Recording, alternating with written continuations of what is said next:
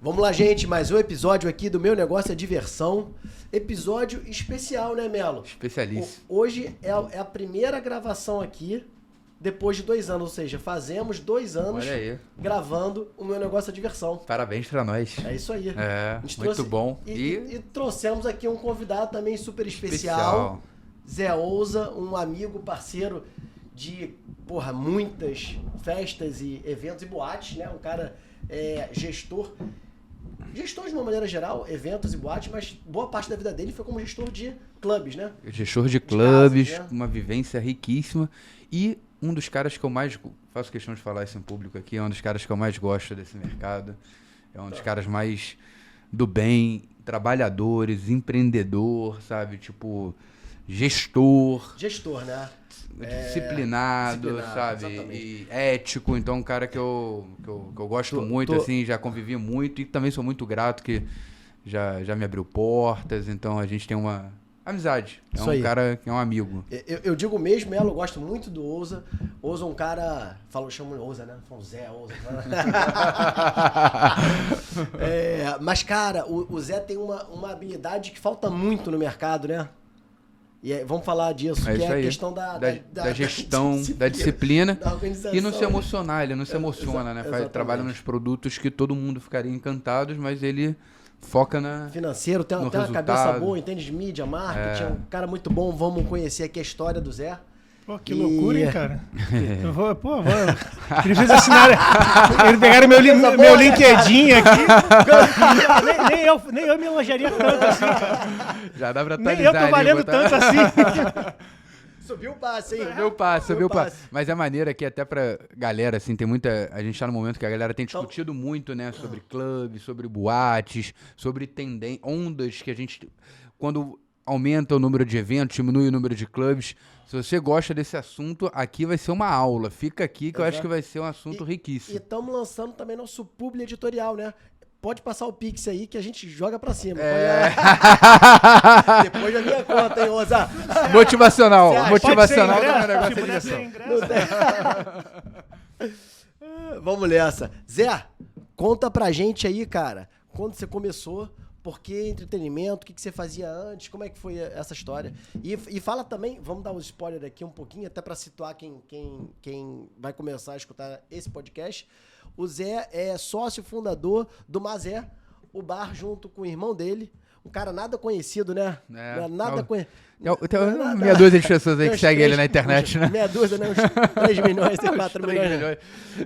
Quem é o cara? Matheus Costa, também, gente boa pra caramba, né? Influenciador, muito conhecido. Que por acaso também tem uma relação com todos nós também, né? Já foi seu aluno também. Pô, já foi aluno seu também, né? Foi aluno nosso aqui, Tive nosso aluno, tive essa honra de há 7 anos atrás. Professor bom faz a diferença na vida de uma pessoa, né? Valeu. Deu certo, hein? Deu certo, que bom. Já posso colocar ele no case de alunos. Ó o Pix aí. Arrasta pra cima. Mas eu tive essa honra de ter o Matheus como aluno mesmo em 2017, faz tempo. E hoje o Matheus e seu Zé, que é pai do Zé, né, estão voando aí como influenciadores e com conteúdo muito engraçado que a galera se diverte. Eu acho sensacional. Aliás, o negócio dele é diversão pura, né? Diversão pura. A família toda, né?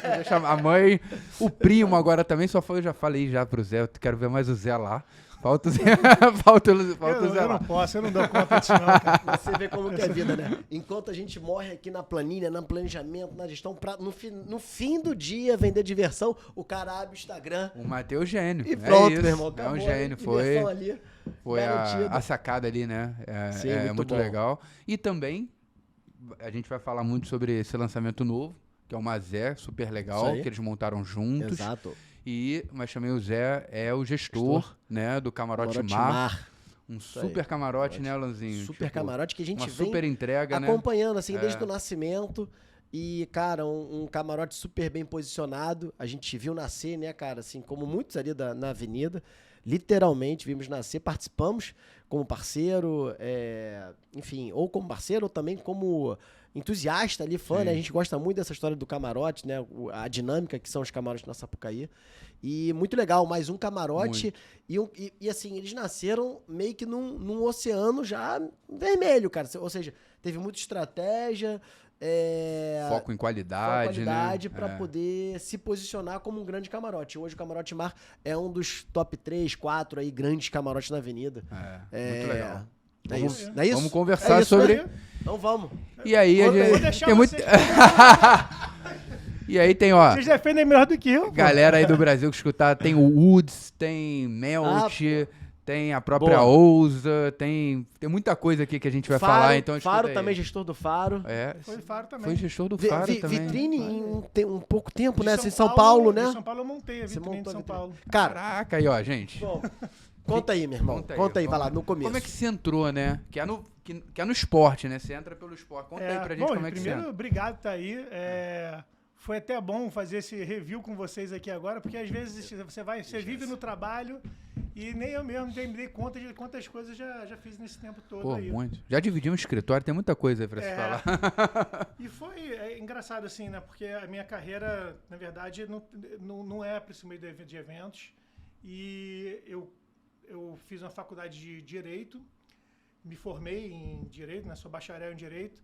E eu, como jogava vôlei de praia, que era um esporte que era relativamente novo, né?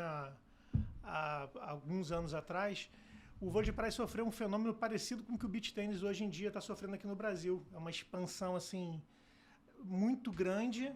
Então você tinha muita gente querendo jogar. O Brasil tinha acabado de ganhar uma medalha olímpica em 96.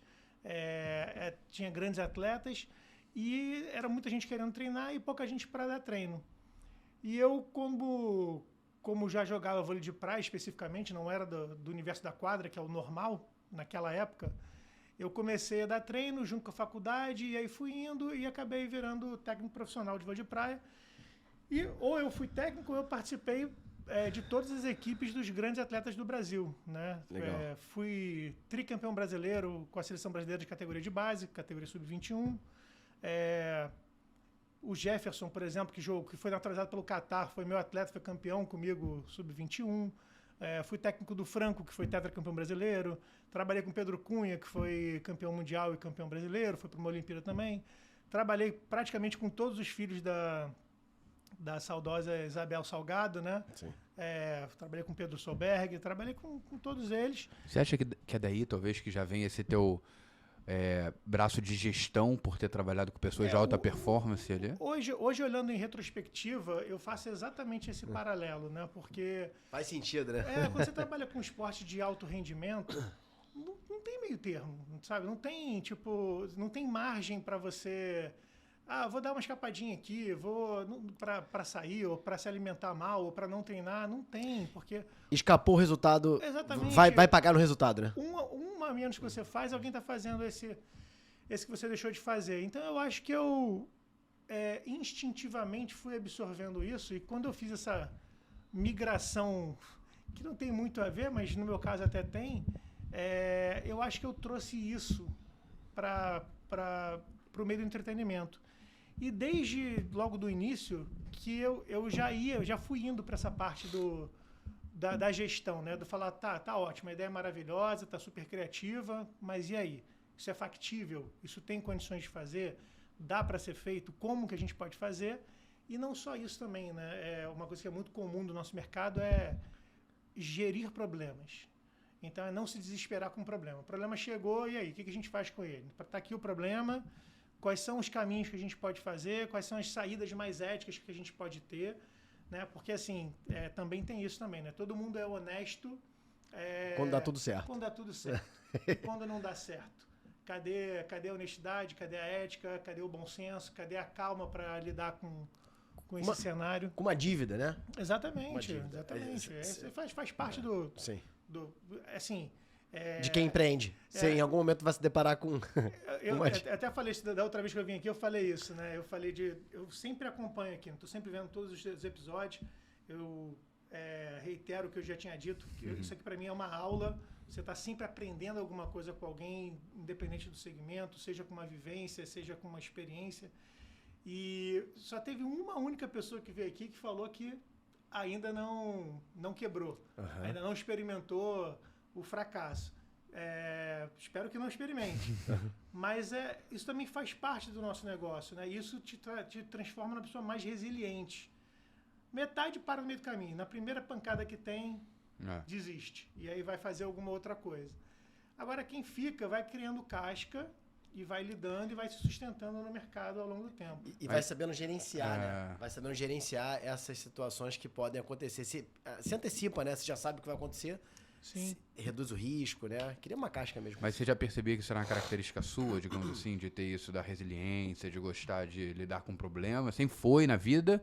Ou conforme você foi tendo esses desafios assim, de alto rendimento, você foi eu não saberia te dizer se é uma característica minha. Com certeza foi desenvolvida. Pode ser que já seja inerente, mas desenvolvida ela foi com certeza ao longo do tempo. E hoje eu não tenho dúvida nenhuma que esse foco, essa disciplina, essa obstinação pela meta, pelo resultado, isso foi construído na época que eu era no esporte, né? Técnico e estava objetivando ser campeão brasileiro, ser campeão mundial, almejar chegar numa Olimpíada, e não tenho nenhuma dúvida em relação a isso. E a minha transição foi a seguinte. Como é que foi? Exato. Eu quando estava chegando perto dos 30 anos, né, eu já estava com 29 anos, eu já tinha esses títulos aí, era técnico do Franco, que era um atleta que estava na época. O Franco hoje, por acaso, até campeão brasileiro, ele hoje é presidente da Federação de Vôlei do Rio de Janeiro. Ah, maneiro. Franco Neto. O Franco já estava com 44 anos. E aí eu comecei a ter uma crise comigo mesmo de falar, cara, eu tenho um grande atleta aqui na mão, eu tenho todas as capacidades do mundo, mas é um esporte que você depende muito do material humano que você tem. E você construir, né, é complicado. Você fazer uma migração, você depende de muitos fatores. Pegar um atleta com habilidade, com uma cabeça muito forte, são muitas variáveis. Eu falei, cara, ou eu faço uma transição de carreira agora, ou eu não vou fazer mais, eu vou ficar aqui para sempre. E nisso, eu resolvi montar, na verdade, quando eu fui fazer a transição, eu resolvi montar uma empresa de gestão de eventos esportivos. A ideia era fazer eventos esportivos, que era uma coisa que eu já fazia de forma lúdica. Montava torneiozinho de vôlei, montava umas coisas, fazia umas viagens também com os amigos também, que era uma coisa que começou pequena e depois nesse momento já estava tomando uma proporção absurda. Já estava alugando um hotel para 150 pessoas para passar um final de semana, né? Eram os weekends, né? O weekend. E aí eu falei, bom, vou fazer essa migração agora. Montei um escritório, peguei as reservas que tinha, encerrei o meu ciclo ali no vôlei. E uma coisa foi puxando a outra, cara. São as coisas da vida também, assim. Também tem um fator de sorte também no meio disso tudo, né? O meu sócio, na época, ele tinha uma relação com o Cerrado, né? Que era um dos sócios da Melt. E a Melt, que sempre foi uma casa noturna, naquela época que nunca precisou de promoter, nunca precisou de nenhuma agência para tomar conta, pela primeira vez estava sentindo uma necessidade de fazer, e aquilo caiu no nosso colo. Eu montei a empresa, em um mês aquilo caiu no nosso colo, e 2 primeiras semanas de fracasso total. Fracasso assim, não mudou o panorama que ele já tinha. Sim. Porque a casa já estava aberta há X tempo. Exatamente. Né? E aí ele deu um desafio, falou, gente, para manter o que eu tenho, nunca tive, para manter o que eu tenho, eu prefiro ficar sem. Aí eu falei, me dá mais uma semana, então. E a gente vê. Aí, cara, o foco e a disciplina, né? Em uma semana, segunda-feira eu já meti a cara para tentar entender, buscar o histórico do que tinha dado certo na Melt, porque a Melt tinha a missa surgiu lá, o quintal, a quarta... Incontáveis projetos saíram lá. Tinha dias clássicos ali que fazia fila, a pessoa não entrava, né? Todo dia era clássico lá, na verdade. Quarta-feira era clássico, quinta era clássico. E aí eu entendi um pouco do mecanismo do que eu acho que poderia dar certo. Eu entendi que a Melt tinha uma característica daquela região ali, do show ao vivo de qualidade, de alguma coisa que não fosse muito grande, muito famosa. E aí fui atrás, montei assim, cara, foi coisa de louco. Em 2 dias montei, e aí era uma outra época, né? Uma época do analógico, era a época de contato mesmo, e aí telefone, ligar e e-mail, marketing, o que dava para fazer. Provavelmente devo ter usado os seus recursos também para poder fazer. De festa, né? E aí foi quase 2 anos fazendo com fila, casa lotada, e aí começou. Aí começou o ciclo, dali foi para uma coisa, foi para outra. e foi fazendo o processo andar, né? E também foi aprendendo como é que era o mercado de entretenimento. Então, assim, eu sou um cara tardio no mercado de entretenimento. Mas eu acho que eu sou uma figura muito válida. Hoje em dia é muito mais profissional. A gente tem que lembrar disso também. Mas a gente está falando de quase 15 anos atrás. Né? Então, era um outro cenário. Foi 2010, 8, 2007, alguma coisa assim? Por aí, tá, 2009, tua experiência na Melt. Exato. Que foi a minha primeira experiência profissional de evento, né? Tá. E aí você ficou quanto tempo lá? Fiquei quase 2 anos. Tá. Na verdade eu não parei, nem pararam comigo. Na verdade, veio a situação de Santa Maria, que fecharam todas as casas noturnas do Brasil, literalmente, foram todas fechadas. Sim. Lembro bem. E a Melt aproveitou nesse momento... Foi 2011, 12. Isso, já foi. Foi, eu lembro porque Depois nasceu... a gente pesquisa aí no Google. Nasceu não lá lembro, em Rio. né? Eu lembro que eu dei entrevista sobre isso, falando sobre o que terem fechado casas noturnas. E aí o que a Melt fez nesse momento? Eles estavam com uma proposta já engavetada lá de um patrocinador, se eu não me engano, na época era Budweiser. E que eles estavam relutantes em fechar a casa para fazer uma obra, porque estava indo muito bem, obrigado. E aí eles falaram, bom, então agora é a hora. E aí botaram a casa abaixo e enfim. Então, nesse ato, né, dali, aí eu comecei a buscar outros caminhos a fazer. Então, juntei com outros sócios e comecei a fazer a tendência também do momento, que eram os eventos autorais, né? Então, comecei a fazer os eventos autorais, comecei a fazer weekends de grande porte. Aquilo que eu fazia de forma lúdica, comecei a fazer numa potência muito maior. Só para deixar claro aqui. Então, esse evento mexeu, de fato, ali na Melt, em todo o mercado. Sim. A partir dali, nunca mais a Melt foi a mesma. Porque voltou, literalmente, né? Depois porque, voltou. Na verdade, ela não voltou como Melt, né? Então ali foi realmente foi o... Cara, foda, né? Como uma foi situação, a pá de cal. Um evento que é bizarro, né? Assim, é triste demais. A gente não quer que isso aconteça em lugar nenhum. Mas teve uma repercussão, um desdobramento que mexeu, né? Em vários casos. Colaborou muito, né? As boates já estavam em declínio, né? Aquele copo isso final. Aí foi mais Esse paralelo que eu ia fazer, porque exatamente a Mel, por incrível que pareça, a Mel ainda estava muito bem mesmo. Assim. Então, cara. E ela conseguia ter um apelo, vocês faziam um trabalho muito forte com turista, né? Sim, que muita gente não via. Então isso era a casa, uma localização sensacional, né? Uma super casa. Lembrando assim, né? Enfim, para quem tiver essa memória ou até para a audiência aí que não tem a idade para ter. Basicamente, naquela época ali, tinham 2 casas no Rio que eram muito fortes, que era o Rio Cenário, que também chegou até a ganhar prêmios aí de melhor caras noturnas do mundo e tudo mais. Fenômeno, né? E a Melt, com nichos diferentes, mas era basicamente... Se um turista nacional ou estrangeiro entrava num táxi, a realidade ia ser essa. Ia falar para ir para um ou para o outro. Mas era muito nítido ali esse fenômeno dos eventos autorais nascendo. Algumas casas já começando a ter muita dificuldade. E aí, realmente, na hora que aconteceu isso, aí acabou de vez. Praticamente encerrou esse ciclo, assim, né? De casas noturnas no Rio, né? Sim. Na provisão que era, né? Na quantidade que era. Eu lembro que chegava a ter, posso lembrar aqui de cabeça aqui, chegava a ter 12 casas noturnas na Zona Sul, funcionando ao mesmo tempo e todas cheias. Na verdade, né, cara, a humanidade, ela avança de eventos em eventos, né? Grandes eventos mudam o comportamento. A gente viu agora o Covid. Quando você olha para trás, você vê vários movimentos que fizeram com que... por isso que é importante estar ligado nesses eventos. Exato. Porque depois de um evento exógeno, maluco, uma coisa que inesperada, um cisne negro, né? Que na economia a gente fala, cara, alguma coisa vai mudar. E aí você tem que estar de olho para surfar essa mudança. Foi a mesma coisa com a lei seca, né? Foi. A lei seca mudou muito. E eu acho que foi ali, né? Foi um pouco antes. Eu acho que o que fez... Foi um processo ali, né? Cada um deu uma colaboração. Cada um jogou um pouquinho de terra para elas Era um processo muito natural nosso, né? A gente deve regular a mesma idade aqui. Da gente pegar o carro e ir para uma casa noturna. Por exemplo, eu moro na Zona Sul, ia na Barra... Ia pra Juiz de Fora, pô. Ia pra Juiz de Fora quinta-feira de madrugada. Era uma coisa normal. Hoje é quase meio que impensável. Não, assim, impensável. É mudança de consciência. Não, é impensável você pegar um carro e ir pra Teresópolis, Terefantes. Como foi, né, pra uma geração anterior, etc., a questão do cinto de segurança, que todo mundo fala na época, que até que ele foi realmente... Virou Não, lei era e loucura, todo mundo passou a ter que usar. o- E foi uma mudança de paradigma para as pessoas de talvez de gente- 70, A gente de tinha 60, jornalista que debatia se não era um abuso do Estado exigir que você... usasse o É o cinto de nível de segurança. consciência que tinha. né? É Então, isso, vai tomando novas... E fica um disclaimer aqui que eu toquei 3 anos como DJ profissionalmente. Sim.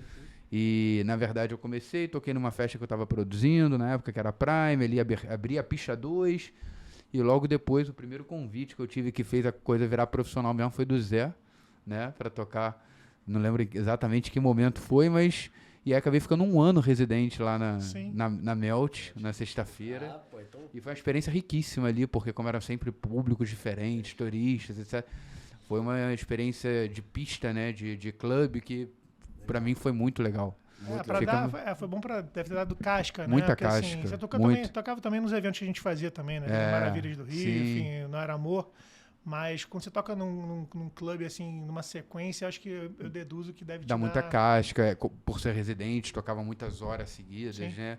Então você acaba passeando por vários ritmos, aquilo ali vai aprimorando a técnica. Pra mim foi uma experiência muito legal. Guardo bons momentos ali da Como é Melt. que tá esse DJ? Já Tá parou? aposentado agora, né? Mas eu tô pensando em voltar. Agora eu tô pensando em voltar só em projetos especiais, assim. Tô com essa ideia aí. Tirei um tempinho que saiu um pouquinho da noite. Mas agora... Tá fazendo pouca coisa, né, cara? Exato. O Vitor, cara, a gente tenta falar com ele, cara, sempre num projeto diferente, cara. Agora, recentemente, ele tava fazendo vários projetos ao mesmo tempo, né? Mas tô tentando agora diminuir um pouquinho aqui pra concentrar, tá funcionando. Legal demais. Tem que marcar esse DJ set aí do Mel. Tem que marcar. Eu Toquei, até tive a honra de tocar na Sapucaí num projeto que foi o Camarote Woods, Sim, que a sim. gente com certeza vai falar aqui. Então, eu lembro quando você fez essa virada, assim, não virada, né? Que você continuou sendo produtor, mas também era DJ. Sim. Mas eu não tive a honra de ouvir teu set. Não, o Zé ouviu bastante, me contratou bastante. Eu tenho uma cena que eu acho muito emblemática, que é a última coisa que eu conto, que quando eu toquei no Camarote Woods, que foi um projetaço na Sapucaí, né? E aí tava acho que era o Vinícius Júnior e o Paquetá, Sim. né? Eles foram, Sim. acho que foram os dois, e aí era uma grande promessa, todo mundo já falando que ia ser vendido. Eu tava lá tocando, e aí aquela coisa, né, do DJ, os caras foram no palco, porra, bota tal música, eu olhei assim, eu falei, caraca, meu irmão, uns fenômenos. E aí eu filmei, né? Falei assim, deixa eu fazer um vídeo aqui com vocês. E assim que eu filmei, não sei o que aconteceu, alguém esbarrou, derramou um Red Bull, que meu celular quebrou. Eu perdi esse vídeo. Posso ter lá, hein? Posso procurar. Posso ter lá nos meus arquivos. Dependendo, tem no Posso ver lá. Eu arquivo. não sabia que você tava precisando. Posso ver se eu tenho lá. Foi muito emblemático. Mas conta aí. Depois da Melt, aí esse fenômeno das labels, né? Das Sim. labels, Tava né? muito aquecido isso. E isso era o que tava mantendo algumas casas, né? As Sim. labels dentro das casas. E aí, você vê como é legal demais esse papo, porque muito naturalmente teve esse spin-off, né? Das labels saírem das casas e começarem a partir carreira solo. Né? Aí a gente viu a Missa e várias outras. Claro. E aí você, cara, nesse ambiente, aí você começou a fazer o que nesse momento? Então, aí o ciclo ali, né, enfim, fechou tudo, então para tudo, então você recalcula a rota. Então, é isso que eu estava falando assim, né? Na verdade, tudo é cíclico, né? Até tem uma pergunta que para nós que somos do entretenimento, é igual quando alguém pergunta para o humorista, né? Qual o limite do humor? Para a gente a pergunta e as boates, acabaram? O ciclo acabou? Eu até vou cortar um pouco a sua pergunta, vou responder essa que eu mesmo fiz para mim agora. Perfeito. Para dizer o seguinte, na verdade, tudo se reinventa e tudo é cíclico e tudo é momento. Então, assim, a gente agora recentemente aí viu um momento aqui no Rio de Janeiro, fizeram um Rap Festival, o primeiro, né, foi um sucesso, e aí você vê uma sequência de produtores. Acabou, os eventos autorais era festival. Qualquer coisa era tipo para festival.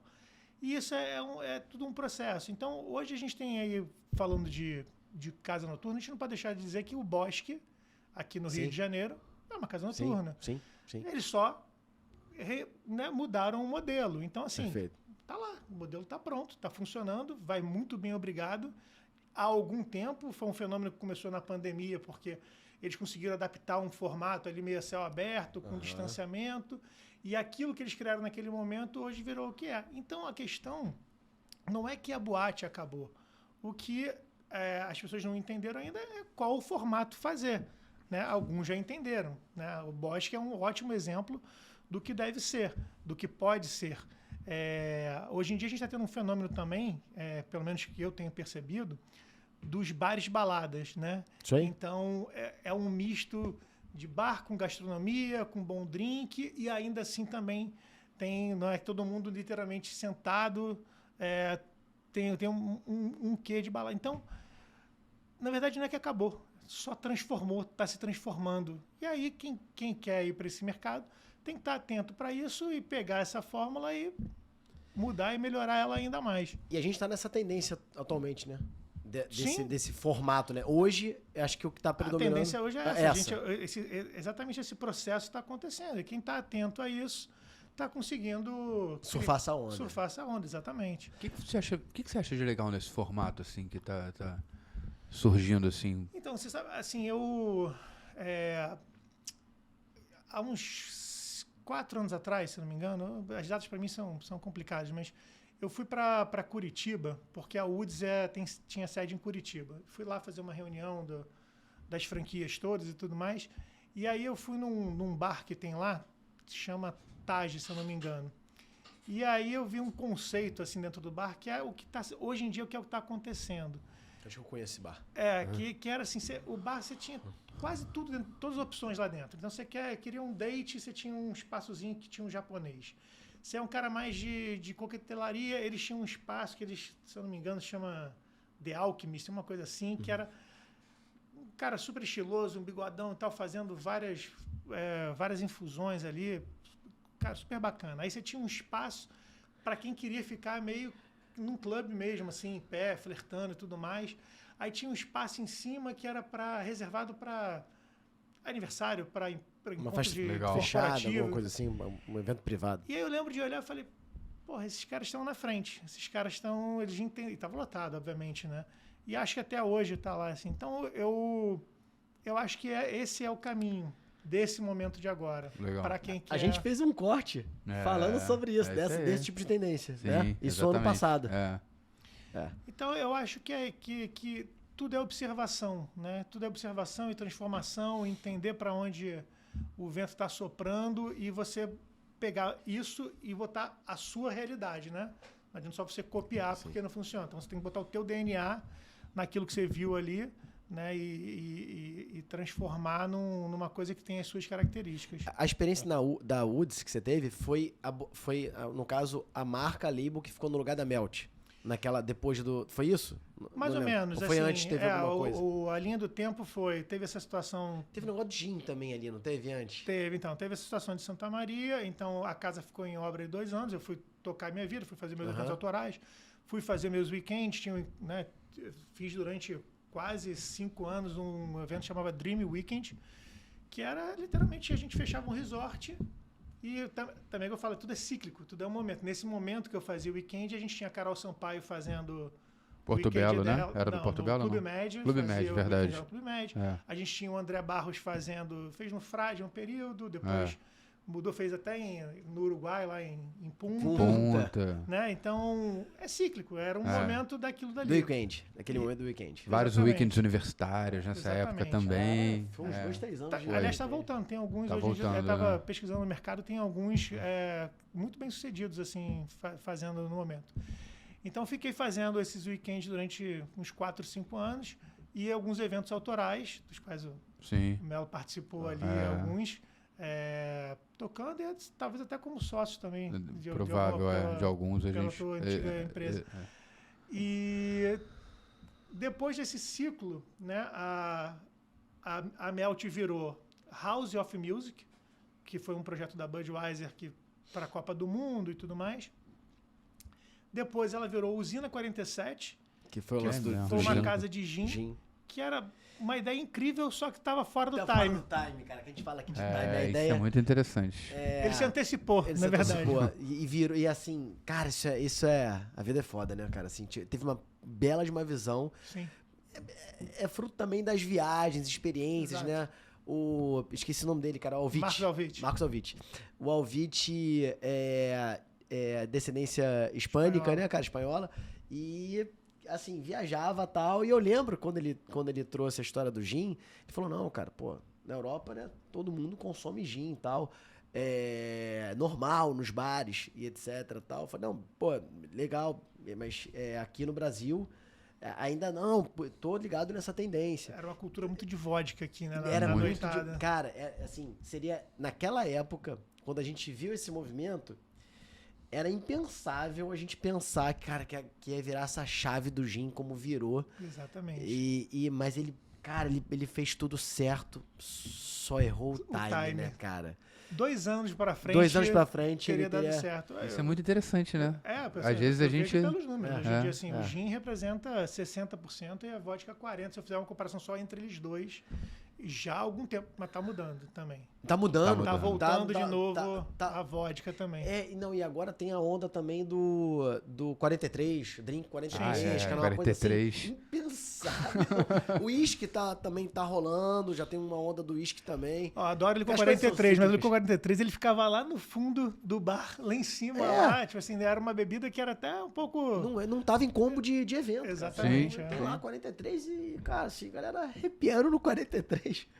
É curioso esse Impressionante. comportamento. É o lance né? do que você falou, né? De que tudo é cíclico, até no mercado de bebidas Exato, também. exato. É. Tudo... E às vezes é uma questão de comunicação e marketing, né, cara? É. Às vezes é o, sei lá, é o Cristiano Ronaldo tomando uma bebida que ninguém toma, mas, cara, daqui a pouco a galera, pô, legal, cool, diferente. Exato. E aí você muda o comportamento através de... Um trabalho de marketing bem feito, com um trabalho de distribuição, que nem a gente teve uma febre aqui no Rio, que foi a Bacardi, né? Foi aquele fenômeno, Bacardi Big Sim. Apple, né? Cara, teve esse Tiveram time alguns aí, anos e que, E- por vários motivos, um deles que tinha um distribuidor muito forte aqui na época, que conseguiu colocar em várias casas. Max, querido na Max, época, né? querido Max. Então o Max conseguiu, assim, em todo lugar, ele conseguiu, estratégico, bem posicionado, ele botava lá o Bacardi Big Apple. E rolou. E rolou muito, Rolou, né? mudou o comportamento. Mas, legal. Aí, enfim, eu Estava tava lá nesse no- meu movimento paralelo e o Marcos Alvite junto com o Cerrado fazendo o movimento deles lá nesse ciclo todo, Usina. né? Que virou House of Music, depois virou Usina 47. E aí, um belo dia, o Marcos me liga, falou, Zé, você pode dar um pulo aqui pra gente conversar? E aí eu já tava muito bem lá.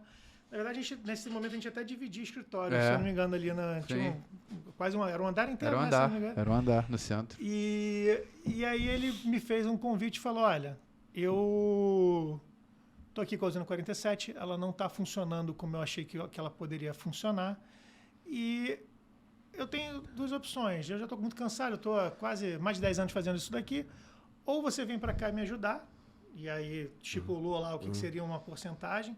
Naquele momento, se eu não me engano, eu estaria entrando até no lugar do Cerrado. Aham, tá. Eu acho que a transição, posso estar errando aqui, mas eu acho que foi essa transição. Que era o cara do comercial, né? Que era o cara que fazia a situação toda e estava indo para Cerrado outros é um cara negócios. legal pra estar aqui também, né? Muita Cara, o história. Cerrado é um cara muita maravilhoso, história, cara. né? Um cara bom É de o comunicação, início de... E o início das casas, João. Então, Exatamente. skipper, né? Famoso skipper. É a melhor pessoa para responder essas perguntas todas sobre casa noturna é ele. E bar, essa pegada Exatamente. também de... Uma história incrível lá. Sim. Montou o Bar da Muita Boa coisa. na Lapa Acho que também. teve Não é história- muita coisa, história em muita Búzios coisa. também lá, também com Do 40 Oficina, não? graus também. Pode ser 40 graus, a oficina do Guaraná. Não pode não sei, ser. posso estar falando besteira também. Mas tem uma história dele em Búzios, sim. Exatamente. E aí ele me chamou, e aí eu sou muito movido a desafios, né? Na verdade, assim. Então eu falei, então vamos nessa. Só que, obviamente, falei, vamos nessa, eu preciso de uma relativa carta branca para... Né, não adianta a gente ficar forçando alguma coisa que não tá indo. E aí a gente foi para lá, enfim, me desfiz das minhas partes nos meus produtos, com os meus sócios, né? Fiz uma negociação com eles, um acordo com eles, e entrei nessa lá com o Marcos. Falei, Como é que foi pra você, assim, esse momento? Foi uma transição que você fez, né? então, Foi um passo ousado, digamos assim, né? ousa aí. Ousa aí. Um desafio, como você falou. na verdade... Foi muito natural, assim. Então, na verdade, eu... Também uma coisa, às vezes, eu fico me questionando também, quando, no divã ali, né, comigo mesmo. eu já fiz alguns movimentos ousados desses na vida, sabe? E eu realmente não tenho medo, assim. Faço umas transições que são muito abruptas, assim, que outras pessoas parariam. Eu confesso que eu não sei. Talvez seja um excesso de confiança, que talvez nem é tão bom assim, mas talvez seja por isso. Mas eu já fiz algumas Gostar de buscar diferença. não foi pra mim uma coisa... Eu me identifico, assim, eu já fiz alguns. Não foi uma coisa do tipo, meu Deus, se der certo, sim. ele vai dar certo, vamos fazer. E se não der, tudo bem. Cai e levanta de novo. Não ia ser a primeira vez também. E aí, com isso lá, a gente, em 3 meses, eu comecei a fazer uma pesquisa de mercado para entender tendências, o que aquilo ali não era o momento, já estava muito claro. Né? A Usina 47 estava muito claro que não era o momento. Então eu entrei para lá, não entrei para a Usina 47, eu entrei para o ponto, para aquele local e junto com o Marcos. E nessas pesquisas todas eu acabei achando a Woods, que naquele momento ali era provavelmente o maior clube do Brasil.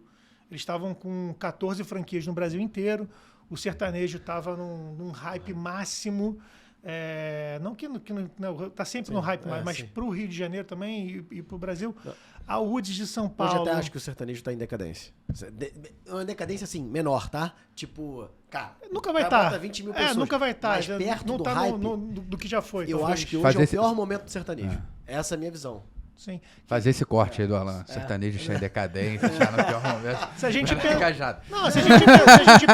a gente pensar em hype, assim, mas eu entendi, o sertanejo já esteve no melhor momento. É uma decadência do cara, tipo assim...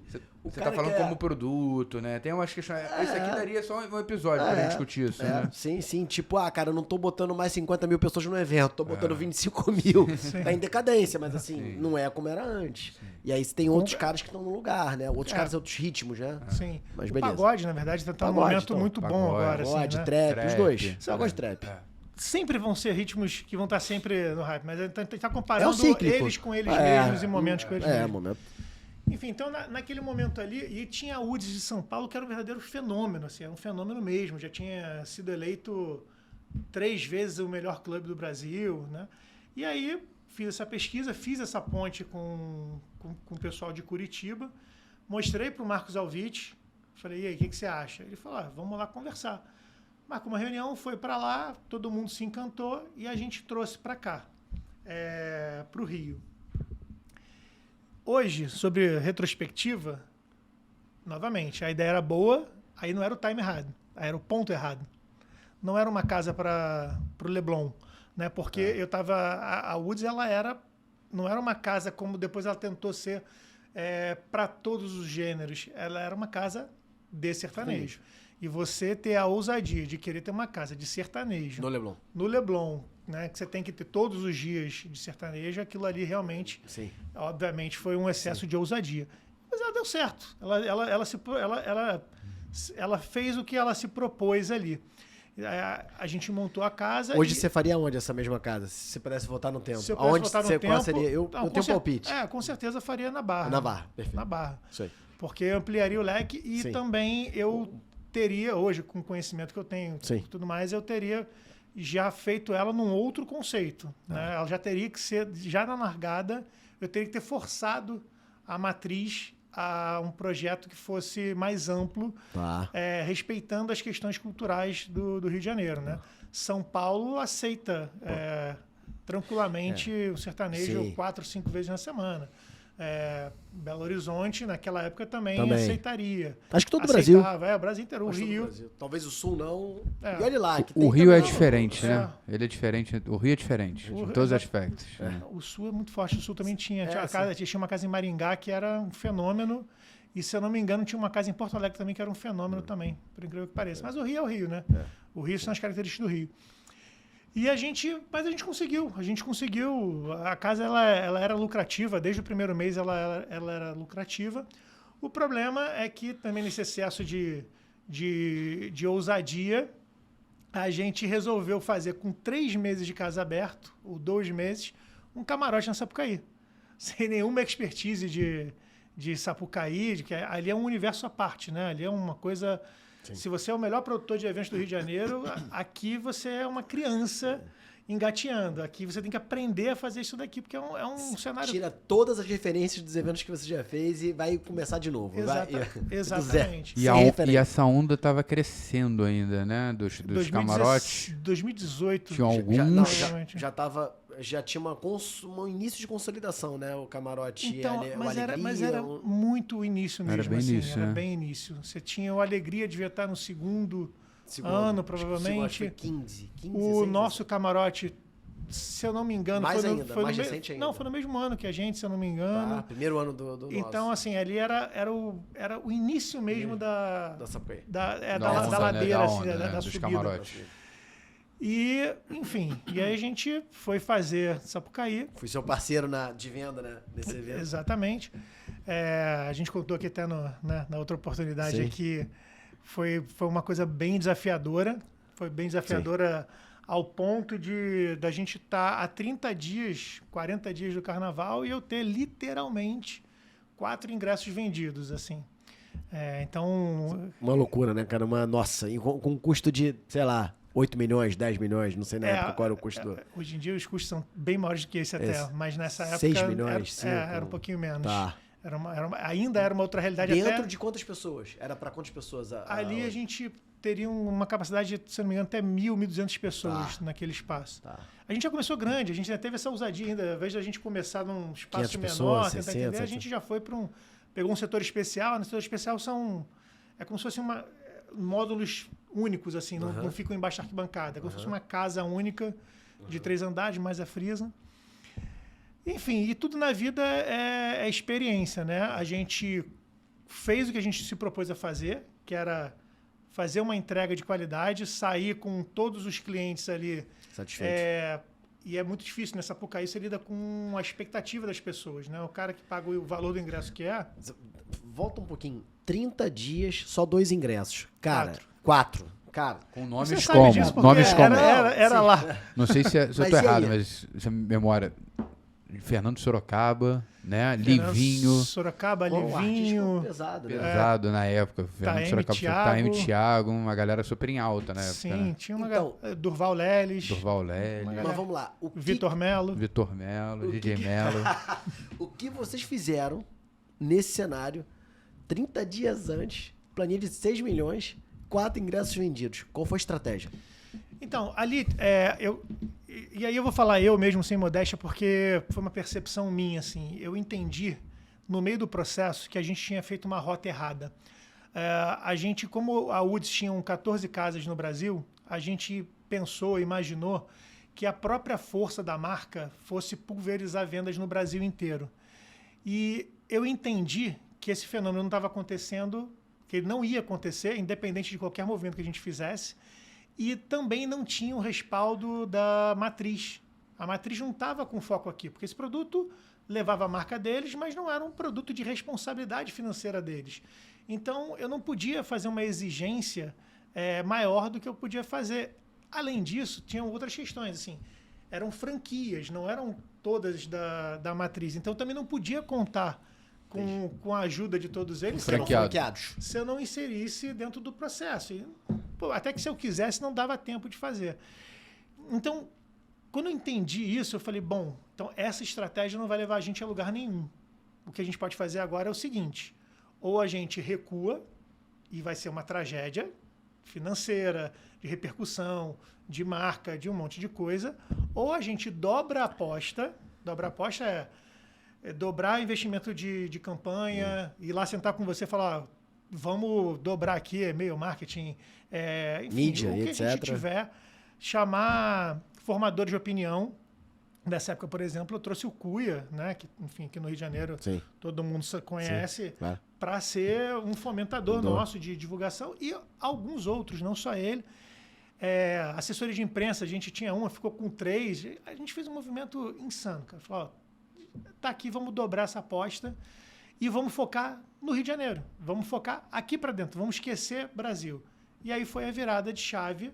A gente, não vou dizer que a gente teve lucro, porque não teve lucro, obviamente, mas a gente chegou muito perto dessa possibilidade de ter lucro. Do né? break-even. De virar esse jogo aí.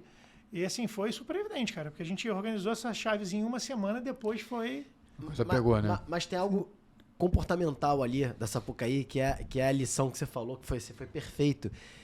Esquece que você é produtor de eventos, esquece que você tem 20 anos como produtor. Quando você chega ali, você é uma criança, né? Sim. E aí tem um lance da Sapucaí, agora mudou um pouco isso, né? Depois do sucesso, né? Da dinâmica dos camarotes. Acho que do efeito também de tanto influencer, tanta mídia, de vender a experiência da Sapucaí. Hoje as pessoas se adiantam para a compra. Mas naquela época, ainda não, né? a compra, cara, era ali faltando 2 semanas. Também tinha esse fator, ou seja... Foi uma mudança de comportamento, né? Então, você que tinha 4 ingressos vendidos, a realidade é a seguinte, outros camarotes também de muito sucesso, não tinha 1 milhão vendido. 800 vendidos. E os caras tinham que vender 8 milhões, 7 milhões, 6 milhões em 3 semanas, 4 semanas. Isso acontecia. E aí isso explica também a primeira experiência, né, de camarote que teve aqui de camarote vendido ao público, né? Porque antes era só convidado. Mas a primeira experiência de venda ao varejo, que foi aquele camarote que até o Dudu Menor, Cuia, qual é o nome do camarote? Paradise. Que foi isso, assim, chegou 2 semanas antes, 3 semanas antes, nada vendido. E aí os caras, cara, vamos convidar. E aí começou a convidar a galera. Quando, cara, assim, o que aconteceu? Aí houve o overbook. Porque nesse momento começou a convidar, mas ao mesmo tempo começou a ter uma demanda louca de compra de ingressos. E aí, cara, ficou um pouco dos dois, porque não dava pra desconvidar quem tinha convidado. Então, assim, tem que ter muito sangue frio também. Sim. E aí tem um pouco de comportamento de carioca, de esperar até o último segundo pra ver se o cara não vai ganhar um VIP. Sim. E aí é isso. E aí você... É aquele jogo, né? É um jogo psicológico. Sim. Violento. Cara, se você der o VIP, não vai ter compra. E aí também, se você não der o VIP, não tem ninguém. Cara, a dor de cabeça que você passou, muitos ali já passaram, talvez menos que você, mas estava... A verdade é a seguinte, na arena ali, todo mundo numa situação de 20% vendido, tinha que vender 80% dos eventos pra reta final pra virar o jogo. Então, assim... Não, ali foi... Eu digo ali que ali foi a maior escola que eu tive de todas de produção de evento, foi ali, porque... eram muitas tomadas de decisão, muitas responsabilidades. Era o maior evento, era o maior investimento financeiro até então que eu já tinha feito. A gente estava falando ali da casa dos milhões e a gente estava muito distante dele. Do break-even, né? E não é só isso, né? Não era só... Se fosse só me preocupar com venda, tudo bem, já ia ser difícil. Mas o processo dessa... Vem melhorando muito, assim, muito mesmo, assim, vem melhorando a passos largos, mas naquela época ainda era muito complexo tudo. A parte de legalização era muito complexa. Tudo, lidar com as limitações da Sapucaí, as limitações físicas mesmo da Sapucaí era muito complexo. Era um momento ainda também que a gente também estava descobrindo os melhores formatos para fazer de tudo. Qual é o melhor formato de transfer, qual é o melhor formato do meeting point. Porque ainda tem isso, que o meeting point é um evento paralelo que acontece junto com o produto. Né? Tinha um lance da venda de ingresso também, que os acordos com a Sapucaí, eles... Primeiro o acordo da Sapucaí com a prefeitura, aí depois, que era todo ano. Sim. Aí depois o acordo da Sapucaí com os produtores. Sim. E aí no fim... quando você poderia já ter aquela dinâmica que Salvador faz muito bem, que é acabar um carnaval e você já abrir venda do próximo, que faz todo sentido, você nem podia fazer isso. No seu caso, não tinha como, porque era a primeira edição. Muito menos. Você lembrou de uma coisa agora interessante também, que é um processo também que também melhorou muito, né? Já melhorou há 2 anos. A data. A data que você pode abrir venda, né, cara? A data que você pode abrir venda, mas também que era uma situação que é a seguinte, que tinha antigamente, que você fazia a locação do espaço. E aquela locação te permitia um número X de ingressos, determinado de ingressos. Só que não era o total da capacidade do local. Então você tinha que fazer uma compra à parte. Sim. Quando você passava daquilo, só que é um processo delicadíssimo, porque você tem que casar para você não... Porque se você compra mais ingressos do que você realmente precisa, você perdeu o dinheiro. Você não volta, não é? Você não pode devolver. Que você pode devolver. Esse ingresso que você comprava também era um ingresso meio casado também, se eu não me engano. Você comprava o lote de todos os dias. Então, às vezes, você estava com um dia... Para quem não entende aqui, a gente fala que é muito familiar, né? O produtor compra ingresso da Aliesa E aí esse ingresso ele revende com serviço. Porque são duas entradas distintas. Uma coisa é o cliente entrar na Sapucaí para ir para arquibancada ou para o que for. Outra coisa é ele entrar no camarote. Então a gente, quando fazia locação, né, antigamente, tinha um número X de ingressos que você comprava e você tinha que administrar. Isso era uma loucura, cara. Isso era uma dor de cabeça, assim. Sim. Às vezes era desesperador, porque você queria casar. E você estava ali já com o meeting point aberto, que é o momento do credenciamento, e você tem que entregar esse... Nossa, era... Sim, você tem que estar com a venda aberta. O processo de evolução foi gritante, assim, na Sapucaí. Hoje em dia, as coisas são bem mais profissionais. Pois é, você abre venda com mais antecedência, você consegue aquecer a venda, você consegue causar o desejo antes, não abrir venda lá em novembro, dezembro, né, cara? Exatamente. Cara, vamos lá. A gente tem aí mais meia horinha. Faro, né? Eu acho que na sua... Faro ou vitrine? Os dois, foi antes? Porque eu acho que eles conversam, na verdade. Bom, aí a gente fez o Camarote Woods, né? E não teve uma sequência do Camarote Woods. Sim, seguinte. Porque... Não teve, foi avitário ali, né? Porque são os aprendizados também da vida. Assim, hoje eu jamais teria... Porque fazia sentido naquela época, a gente tinha uma casa noturna no Rio de Janeiro. Mas hoje em dia eu não teria feito isso com uma marca que não é minha. Eu não teria criado uma marca que não é propriedade minha. E aí acabou que a gente não teve essa continuidade no ano seguinte. A gente ficou com essa dívida para quitar. A gente quitou essa dívida com o lucro da casa. Então a gente passou 1 ano e pouco com o lucro da casa acertando o passivo do passivo carnaval. De uma marca que não era nossa. Então, isso foi um erro também estratégico bem importante, porque se a marca fosse de vocês, talvez vocês fizessem... Exatamente, foi tudo bem. É o normal. Você fazer o camarote, porque você sabe disso, vocês sabem melhor do que eu. É batismo de ouro. Primeiro ano é um ano de investimento. E é normal que seja. E o segundo, muitos só ganham no terceiro. Exato. É até entender a mentalidade do cliente. Pô. O cliente, os ingressos são muito caros. É natural que ele vá aonde ele já conhece, onde tem uma referência. É difícil ele comprar esse barulho de ir num camarote que ele está indo pela primeira vez, que não tem uma história ainda definida, é um investimento alto para a pessoa fazer. Então é normal isso. Enfim, a gente passou 1 ano nesse processo e aí houve uma possibilidade de compra do ponto da onde era a Woods no Leblon. E aí, conversando com o meu sócio, com o Marcos Alviti, ele era o majoritário, ele estava já cansado, o processo dele já estava há mais de, quase 15 anos fazendo aquilo dali. Ele optou por passar esse ponto, fazer essa venda. E nesse mesmo momento que fez essa venda, a matriz da Woods me ligou de Curitiba e perguntou se eu não queria, porque eles estavam comprando a franquia de São Paulo, que era a maior do Brasil, me perguntando se eu não queria fazer a gestão dessa franquia em São Paulo. E aí eu falei, vamos nessa, né? Tudo bem, estou saindo daqui desse ciclo e fui para São Paulo fazer a gestão da franquia em São Paulo.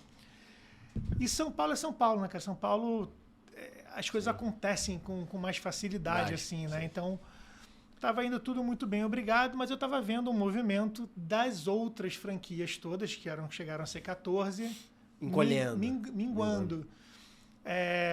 E aí chegou um ponto que basicamente, literalmente, só tinha São Paulo aberto. Caramba. E aí... que se der? Por que aconteceu isso? Qual é teu... Então, eu não acho que... Nesse caso específico da Woods, não tem muito a ver com o movimento de mercado. Isso foi um processo interno deles mesmo lá. Houve uma venda do grupo que era os donos originais para um grupo de empresários que não eram do meio do entretenimento e não conseguiram gerir muito bem esse processo e as coisas foram...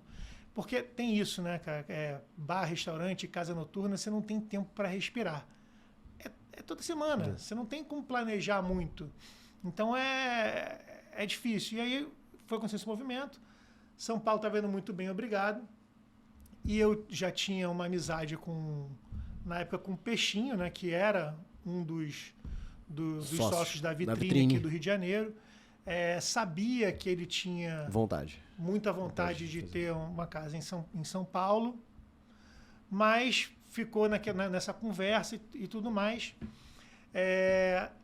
Só que aí eu estando em São Paulo, recebi um convite do Rio de Janeiro, que veio pelo Carlinhos Ebérios, né, claro, que foi grande da Carlinhos. feijoada do Abraço, Tacílio Carlinhos. e tudo mais. Outra fera pra estar aqui, né? Tem que estar aqui. Exatamente. Tem história, é bom de tem. conversa. Muita história. Eu tava conversando com ele semana passada, inclusive, foi bem interessante, assim, tá fazendo umas transições na vida dele. É um cara muito legal bar pra agora. estar aqui. Exato. Montando bar, Exatamente. montando alguns projetos. O Carlinhos é um cara, assim, tem um dos melhores corações que eu conheço, assim. Na verdade, ele é até atrapalhado por um coração tão grande, assim. Às vezes, enfim, perde umas oportunidades até por ser um cara tão bacana. E aí, ele recebeu um convite de uma pessoa aqui no Rio de Janeiro, porque ele estava bem hypado, né, com a feijoada do Tacílio, naquele momento, e para montar um camarote de Sapucaí. E aí ele falou, olha, eu não tenho experiência em camarote de Sapucaí, mas eu conheço uma pessoa que tem. E aí me ligou, eu estava em São Paulo, pediu para vir no Rio, a gente fez uma reunião e acabou que eu aceitei sair de lá, vim para o Rio, ficou um gestor novo no lugar lá, em São Paulo, e a gente montou o Camarote Mar. Nasce o Camarote Mar. Nasceu o Camarote Mar. Camarote Mar, tenho muito orgulho de falar que assim, o nome Camarote Mar foi idealizado por mim. Legal. Tem todo o storytelling dele, assim, tem todo um conceito em volta disso. E a gente fez o primeiro ano do Camarote Mar, que eu acho que para Foi qual ano o primeiro ano dele? 2020. Tá, já um oceano vermelho, né? Mercado já meio consolidado, os grandes camarotes já... E assim, a gente já começou grande, o Mar hoje é muito maior do que já era, mas a gente já começou grande. E eu acho que... Top 3 ou top 4, né? Eu tenho hoje uma em dúvida, dia, assim, de quantidade de público. Não, quantidade de público, potencialmente, a gente deve estar entre os dois primeiros. Dois primeiros, né? Tá. É porque depende de qual ranking você vai fazer. Se é de público, se é de faturamento, se é de... público. Se é de tamanho. É público. Público a gente... Quantidade de pessoas. Tranquilamente a gente está entre os dois primeiros, se não tiver em primeiro. Porque eu não tenho acesso a todos os outros, mas... É porque o Mar tem uma característica, eu vou voltar, mas o Mar tem uma característica muito específica. A gente não faz loteamento, que é uma coisa muito comum para empresas, né, dentro do camarote. Então o camarote... O famoso vendendo atacado, né? Ele é exclusivamente para cliente. Então, isso faz com que a gente tenha uma quantidade de público maior do que, de repente, outros camarotes que tem... Também até de tamanho, também só tem um que é maior que a gente. Tem o arpoador, tem o nosso. O arpoador também é grande quantidade de público, vende muito no atacado. A diferença nossa para o arpoador. O arpoador em espaço físico ele é maior, bem maior do que... O arpoador é maior da avenida. Mas ele tem muitas vendas corporativas, né? Então, o espaço para o cliente e a quantidade de clientes acaba sendo talvez maior, um pouco menor do que o Mar. Tá. Não tenho certeza disso, mas eu tenho quase certeza de que a gente tem mais pessoas do que o arpoador. Tá. Enfim, e aí fiz essa transição e aí foi uma grande surpresa, eu acho, para o mercado, essa chegada do Mar. Quando eu digo para o mercado, porque o mercado é que está atento, né? Claro. Tipo, o que é isso? Quem está fazendo? Quem são as pessoas e tal? Só que, em março, 2 semanas depois do Carnaval de 2020, veio a pandemia. E aí parou tudo. Zera tudo, parou tudo. E nisso que parou tudo, o Peixinho, que já estava namorando essa possibilidade de ter uma vitrine em São Paulo, no meio da pandemia, me ligou, falou, tá fazendo o quê? Eu falei, no momento nada, tô igual todo mundo. Estamos aqui gastando o que a gente acumulou, usando a reserva que a gente tem e buscando soluções. Aí ele falou, cara, então, eu acho que é um momento oportuno. A gente, naquela época, tinha uma ilusão ainda de que a pandemia ia durar 2 meses, né? Tinha. 3 meses. É o infinito. Não, agora 3, agora 6. Não, mais 9 meses. É impensável a gente imaginar o que a gente passou, né, cara? Loucura. A gente, todo mundo, né, obviamente. Mas no mercado foi inacreditável. O setor de eventos foi e a gente foi bravo, cara. A gente tentou de todas as formas, pensou todos os caminhos possíveis e imagináveis. Sentado, pô. Boate sentado. Tudo, era dentro do carro, era sentado. Teve decreto. Boate sentado, pista de não sentado. Pô, demais, A gente cara, tentou de tudo. E aí ele falou, então, você que ficou lá em São Paulo, lá quase, né, 1 ano e meio, você não quer ir comigo para São Paulo para a gente procurar uns espaços, porque agora eu vou fazer esse movimento. Eu falei, vamos nessa. Fui com ele para São Paulo, usei uns contatos que eu já tinha lá, a gente visitou no mínimo 10 locais com potencial de fazer, e era um momento ótimo, estava todo mundo fechado, então era um momento ótimo para você conseguir um bom negócio. Né? E aí eu falei para ele, ó, se você quiser eu te levo lá aonde era o Woods, mas eu acho difícil que tenha negócio. Ele falou, não, vamos lá só para ver. E aí levei ele, liguei pro pessoal de Curitiba, falei, tô aqui em São Paulo, tô com uma situação tal. Ele falou, não tem interesse não. Eu falei, tudo bem, mas você quer ver? Como tinha boa relação, eu fui lá ver. Aí ele entrou e falou, é aqui. Falei, peixinho, né? Te levei em 10 lugares diferentes, com características diferentes. Ele falou, não, mas é aqui. Aqui é muito parecido com como é a vitrine do Rio de Janeiro, pro que eu quero fazer, vamos fazer. Eu falei, tá bom, então vamos nessa, vamos tentar. E aí comecei a fazer um processo de intermédio dessa negociação entre eles. E assim, falando em intermédio, até para ficar claro, zero interesse. Intermédio... Para fazer o negócio, para ver pura e simples amizade com os dois lados, sem nenhum interesse real financeiro. Inclusive, dos dois lados foi proposto isso, eu falei que não queria, não era esse o propósito. Era muito grato com todo mundo de Curitiba. O Peixinho ainda não tinha uma relação tão profunda, mas sempre gostei dele. E aí, cara, por incrível que pareça, eu acho que a pandemia foi se estendendo ao ponto de viabilizar esse cenário. E quando viabilizou o cenário, aí o Peixinho me ligou e falou, agora você vai ter que ir para lá para cuidar do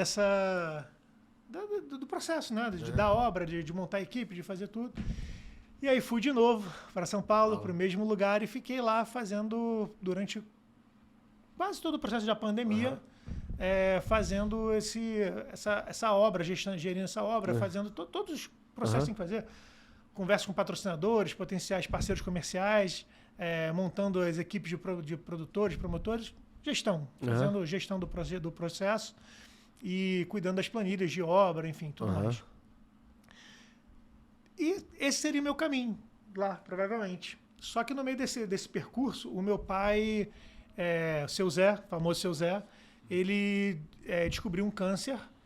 E aí eu sou um cara muito família, cara. E aí não dá pra mim. Eu falei, não tem condição. Aí eu liguei pro Peixinho, falei, Peixinho, eu tô com um cenário assim, não tenho estrutura psicológica para ficar longe do meu pai, não sei que fim vai ter isso, né? Se vai ser um fim positivo, se vai, enfim, vai ser uma coisa um pouco mais delicada. E aí voltei, e quando eu voltei de lá, ele virou e falou, olha, também tem o Faro aqui, que também tá cheio de problema, porque também tô fechado e também tô sem... Não teve escapatória.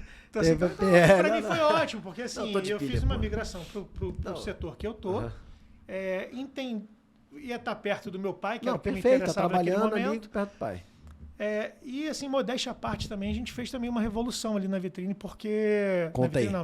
No Faro. No Faro, conta aí. Já era Faro? Já era Faro, porque o Faro era um... Eu acho o Faro uma casa muito maneira. Pô, ali é um... Acho assim, não tem não ganhou R$1, não tem nada, mas eu acho o Faro uma casa muito maneira. É um privilégio. Privilégio. A localização não existe. Né? Muito legal. Não conheço o Peixinho, um abraço aí por ter montado a casa, um abraço pro Diogo. Sim. Que é um cara que eu gosto bastante. Diogo Vaz Lobo, uma das Diogo melhores Vaz Lobo. pessoas. Tem que vir, tem que vir. Diogo tem que vir, é um cara que eu gosto muito.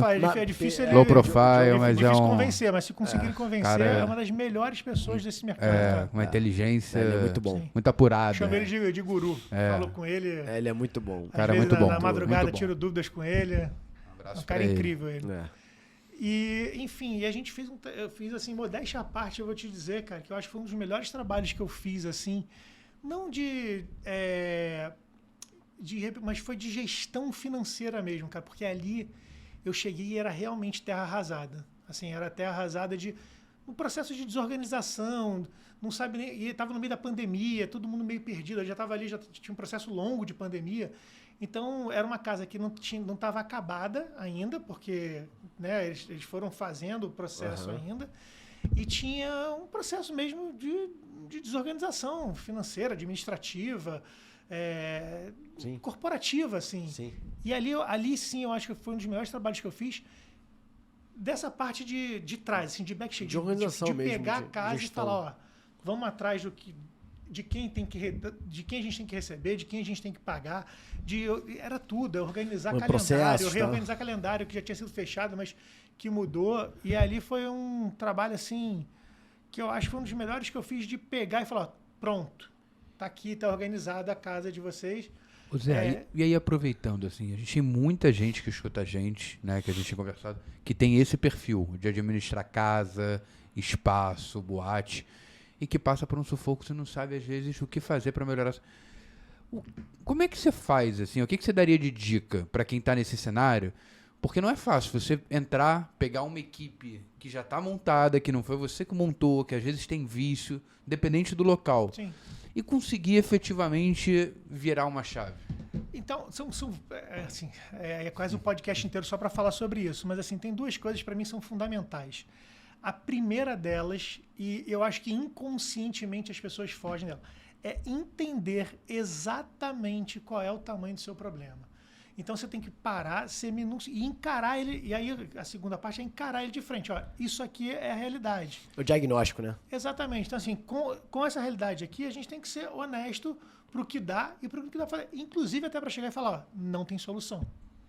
Isso aqui não tem solução. Então vamos buscar mitigar danos. Vamos buscar o menor prejuízo possível de uma coisa que não tem mais solução. Não era aquele caso, nem outros, mas, por exemplo, já foi meu caso no Camarote Woods. De olhar o diagnóstico e falar, beleza, resolvemos uma boa parte do problema, estamos andando, mas não vai chegar em outro lugar. E o problema é que, por incrível que pareça, as pessoas se iludem. Elas vivem uma ilusão de que, mas vamos lá, vamos ver, vai dar certo. Não, cara, não vai dar certo. O otimismo não adianta, não espera aí até o final, já começa a se planejar antes do problema como um todo acontecer. Isso eu aprendi com meu pai também. Meu pai, ele é assim também. Meu pai tem essa veia de gestão também, assim, menos de gestão, mas de administrador também, muito, muito forte, de antever todos os cenários, de antever todos os problemas, para você já estar preparado para todos eles quando eles acontecerem. Então, eu acho que a dica de ouro é essa. Encara o problema de verdade. Para tudo, pega todos os números. Por mais doloroso que aquilo seja, as pessoas às vezes fogem também porque gera ansiedade e aí preferem não encarar o Procrastina, problema. né? Aí procrastina. Ou então fica com um sonho de que, não, mas tudo bem, daqui a pouco eu vou conseguir ali. Não, encara a realidade, porque isso é a primeira coisa a se fazer. Bom, e o plano de ação? E aí depois... o segundo é o plano de ação em função daquilo ali. Porque o papel aceita tudo, né? A planilha aceita tudo. Então, você idealiza um evento, você sonha com um evento, você faz a planilha e fala, opa, não fecha. Aí o que você faz no sonho? Você fala, mas e se eu vender o ingresso que eu estou planejando vender a 100, se eu vender a 200? Aí vai fechar. Mas ele não vai vender a 200, ele vai vender a 100. Então essa conta não fecha. Então ou a gente muda o projeto, ou a gente encara a realidade de que é um projeto que está fadado ao insucesso. E é isso. Encara que você vai fazer esse projeto pensando num outro na frente. Esse aqui você já vai realizar como um prejuízo, como um investimento de branding, de marca, e aí o próximo a gente pode realizar. Legal. Enfim, e aí, nisso, eu estava ali no Faro, a pandemia estava cessando, e aí eu recebi um telefonema do Marcelo Viana, que é um empresário, enfim, um mega empresário de Niterói, que havia comprado a marca Mar do antigo dono. E me ligou e falou, olha, eu já conhecia ele, né? Ele falou, estou comprando, como você sabe, e eu preciso que você faça a gestão disso daqui. E aí eu fiquei numa sinuca de bico. Eu falei, olha, foi aberta a possibilidade, até pelos dois lados, de eu gerir as duas coisas ao mesmo tempo. E eu falei, olha, não consigo. Eu faço uma coisa muito bem, esses são dois projetos muito grandes e não dá. Vou ter que fazer uma escolha. Negociei e acabei optando por fazer o Mar. E, enfim, Tô lá desde... desde então. Desde sempre, né? Na verdade, eu digo até que eu tô lá antes do dono. Porque, na verdade, eu construí a marca antes do dono. Legal Tá lá. demais. Legal. E o Mazé? Conta aí. Cara, o Mazé é o seguinte, meu irmão, né, enfim, essa loucura toda que aconteceu na nossa vida, né, na vida de todo mundo. Sim. Virou um fenômeno, né? Virou um fenômeno, assim, meu pai...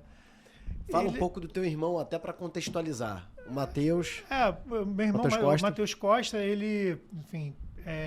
Começou ele começou a brincar, né? Com na o pai, pandemia, aquela né? história. Só pra situar as pessoas. Ele começou na pandemia, né? Meu irmão, na verdade, já tinha alguns influenciadores, já tinha alguns seguidores, já tinha uns 15 mil de forma orgânica e natural. Ele também trabalhava com eventos, de certa maneira, como promoter de festas e tudo mais. E parou tudo, tranca dentro de casa. E aí começou a entrar de fazer brincadeiras. Acho que num primeiro momento, né, isso é uma percepção minha, não tinha tanta pretensão assim. Não é nem que não tinha pretensão todo mundo tem, mas assim, achar que vai acontecer realmente é um outro lugar. E aconteceu. É aquele momento quando a sorte encontra o talento, né? Sim. Então a sorte encontrou com ele e ele soube entender o que estava acontecendo e ir fazendo, e com isso já são quase 3 anos. Só num crescente, né? Se você juntar todas as redes dele hoje... Só para situar, o Matheus... Para quem tá perdido aí, né? Quem tá escutando a gente, que é produtor e empresário, tá perdido. E porque muita gente conhece teu irmão, mas às vezes não liga o nome dele. Sempre assim, quem é Matheus? Matheus é o que brinca com o pai, que faz bullying com o pai. Isso. Ele começou a filmar o pai, né? O seu Zé, né? Nosso pai. Porque, assim, na verdade, o meu pai, ele sempre foi muito estudioso. Ele é obcecado com a língua portuguesa, então sempre teve uma correção natural, né, de falar corretamente.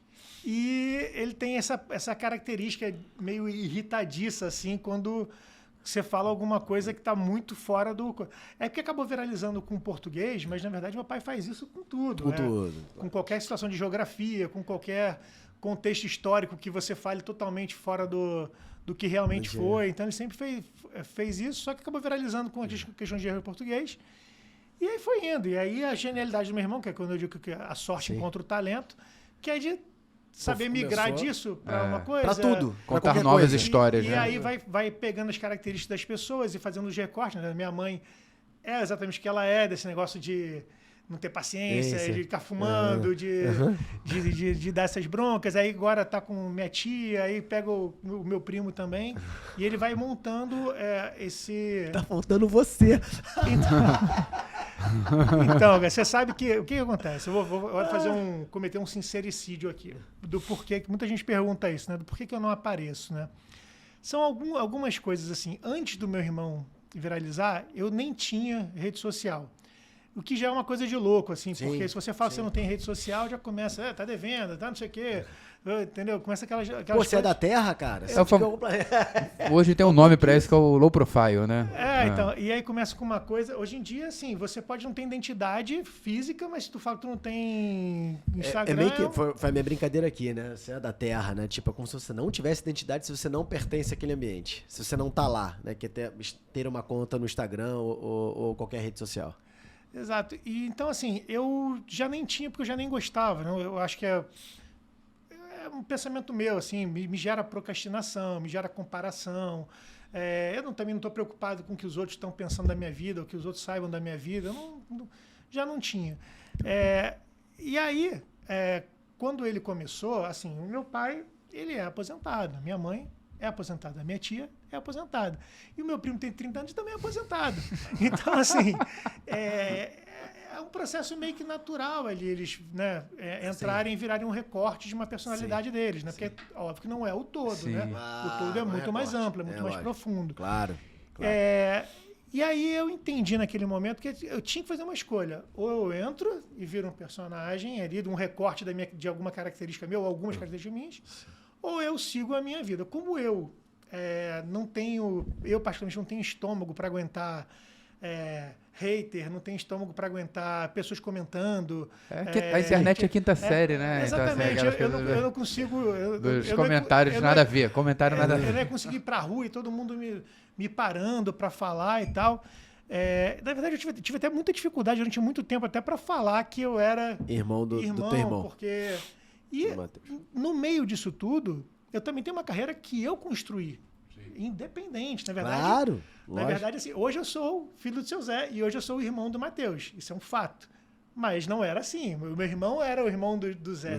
Sim, né? Perfeito. Então eu construí uma carreira. Então eu entendi que se eu não estava disposto a fazer essa transição e ir para esse universo e criar um universo meu, né, dentro desse universo, que poderia ser uma opção. Eu poderia ter feito. Sim. E posso fazer também, se eu quiser, dentro da minha verdade, das coisas. Sim. Mas eu não dou conta, cara. Não é a sua, pô. Não é minha. Não é a sua. Entendeu? É isso, a gente tem que fazer o que a gente gosta. Exatamente, faz sentido pra gente. Na rua, de estar nos ambientes, tá todo mundo abordando e perguntando e tal. Sim. A gente, cara, é pesado, assim, até hoje pra mim é estranho. Às vezes a gente viaja, fui agora recentemente lá, tu vai pra Europa, às vezes você tá, sei lá, na Espanha e, cara, tem gente abordando e parando. Eu já vi, uma vez, a gente foi... Minha mãe tinha um sonho de... As pessoas se sentem amigas, né? Quando é assim... Porque é um conteúdo muito particular, é um conteúdo né? particular, porque, assim, a pessoa consome família, muito, né? E, particularmente, que eu lembro, assim, são 3 anos de nenhuma polêmica, né? De não entrar em nenhum embate, de não fazer crescimento via polêmica, né? E isso eu me orgulho muito do meu irmão, mas também é fruto lógico que é fruto da personalidade dele, mas também da criação que ele teve. Legal. E é muito bonito, porque tem uma relação afetuosa que é muito bonita, né? Lógico, no meio de sua tanta coisa ruim, ali, você né? tá passando... muito legal, o carinho que ele tem pela família, carinho de todos um com o outro. E é muito louco, assim, porque como eu não sou desse universo, né? Eles devem estar mais acostumados, né? Meu irmão, principalmente, está acostumado. Meu pai ainda também se assusta um pouco também. Uma vez eu estava em Fátima, ali em Portugal. Minha mãe tinha um sonho de ir, enfim, tem, né, a mãe dela, minha avó, tem toda uma ligação ali. E uma portuguesa, né, estava com o marido indo lá, que era tremenda, assim, de chorar. Parecia que estava vendo a divindade, cara, assim, vendo minha mãe e meu pai e meu irmão. Aí começa, né? Porque você lembra muito o meu pai que já faleceu. Sim. E eu me divirto muito, aí me curei de depressão, eu estava em depressão, isso aqui. Legal.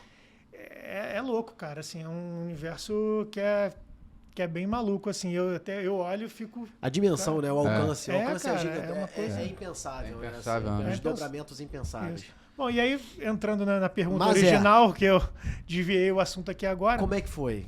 Então, meu irmão, ele aí eu acho que era um desejo dele, um sonho dele de ter um empreendimento offline, né? Pensando no futuro, enfim, e também se aventurar em outras coisas. E também acho que também era um sonho dele ter alguma coisa comigo, como se fosse talvez a gente nunca teve essa conversa, mas como se fosse uma retribuição, né? Tipo, ou por carinho só mesmo, por amor e tal. E aí ele... muitas vezes falando sobre isso, acabou surgindo uma oportunidade na rua que a gente mora. Também estava fechado, porque fechou na pandemia e estava um empreendimento, e a gente falou, então vamos fazer? Vamos fazer. E é isso, cara. E a gente tentou, com o Mazé ali, tentou fazer alguma coisa em Copacabana. Sim. O que a gente... Assim, pode dar o endereço. Aonde exatamente? Fica na rua Ronald de Carvalho. Número 275. 275. E a Ronald Carvalho também, em Copacabana, é uma rua que está muito parecida com a Arnaldo Quintela, né? Tá virando um baixo. Um baixo Copa, assim, tá... Sim. A gente tem o Zaga, que é uma super pizzaria. Começou com os Imortais ali, com os né? Imortais. E tem... A rua inteira tá... E a nossa proposta ali foi a seguinte, o que a gente pensou e analisou? Que quando você quer ir para um bar um pouco mais descolado, você quer um drink de melhor qualidade, com uma gastronomia um pouquinho melhor, você naturalmente é obrigado a sair de Copacabana. Sendo que a gente está falando de um dos bairros mais famosos.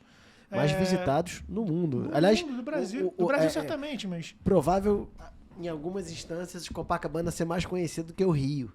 Sem brincadeira, cara. Sem brincadeira. Copacabana é o principal destino do turista estrangeiro, principalmente, e também do Brasil. As pessoas ficam em Copacabana. Sim.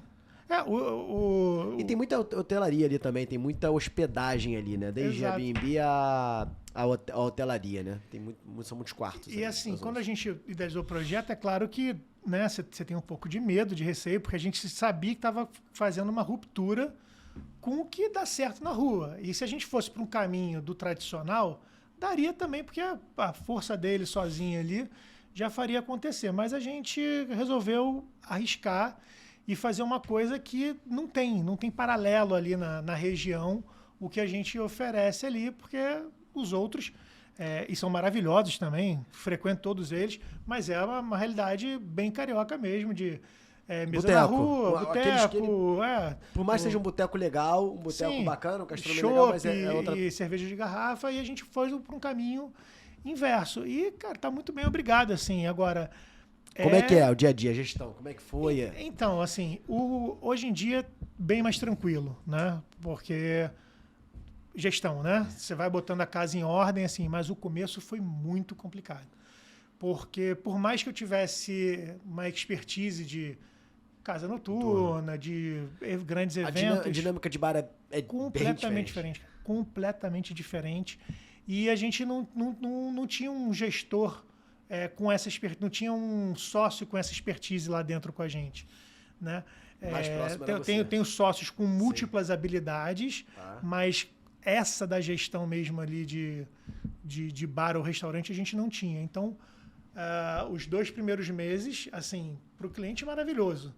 Mas pra gente... Pra você entregar ali, estava uma loucura máxima. Muito complicado, muito complicado. E era pós-obra, e aí você tem os problemas de pós-obra, e aí as coisas que você planejou, que você vê que na prática não são iguais àquelas, então você ajusta a rota com a casa funcionando, e capacitação de equipe, que, enfim, é um drama para todo mundo, né? Sim. Em qualquer área. Então, você tem dificuldade de achar pessoas boas, porque quem é bom já tá ocupado. Ocupado. Ainda mais no Rio de Janeiro, né? Eu acho que São Paulo ainda é melhor. Acho que melhorou muito, né? Atendimento no Rio, né? Sim. Eu acho que melhorou demais, assim. Mas acho que a gente vem numa nova fase. Mas, assim, imagina o desafio de captação de mão de obra bacana, né, cara? Não, foi um super desafio. Na verdade, começa por achar um bom gerente, né? Um cara que é aquele que você delega a tua confiança para tudo. Até porque, assim, eu obviamente que não poderia estar totalmente imerso lá, porque tem uma coisa gigantesca para cuidar, que na verdade, assim, a gente fala do Camarote Mar, mas o Camarote Mar não é só o Camarote Mar, é o Grupo Mar Eventos. Então, assim, além do Camarote Mar, existem produtos paralelos que acontecem ali, tem coisas acontecendo e tem, enfim, planejamentos gigantescos daqui para frente. Que legal. Então, o grande desafio ali no Mazé... O Mar Eventos é um grupo muito empreendedor, né? Sim.